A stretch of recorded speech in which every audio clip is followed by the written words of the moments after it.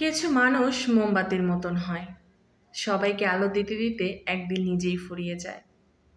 কারো জন্য তুমি যতই ভালো কিছু করো না কেন, সে একদিন ভুলে যাবে।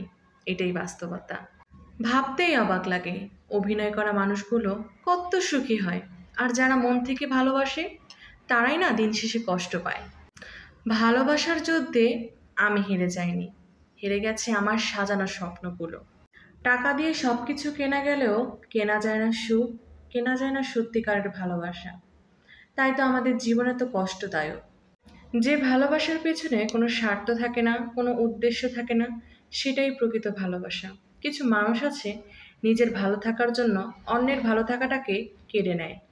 সবাই বলে অপেক্ষা করো, ভালো কাউকে পাবে, কিন্তু সত্যি তো এটাই, যাকে চাই তাকে আর কখনো পাবো না। চোখের জল তো সবাই দেখে, কিন্তু হৃদয়ের ক্ষত কেউ দেখে না। কাউকে পাওয়ার আনন্দ হয়তো কিছুদিনের, কিন্তু কাউকে হারানোর বেদনা সারা জীবনের মতো।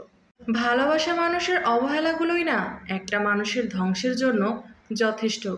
হারানোর ভয় তো সেই বেশি পায় যে মানুষকে সত্যি সত্যি মন থেকে ভালোবেসে ফেলে।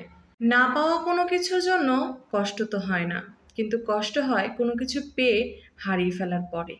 কারো অবহেলা পাওয়ার চাইতে একা থাকা না অনেক ভালো, কারণ একাকিত্ব কখনো বিশ্বাসঘাতকতা করে না।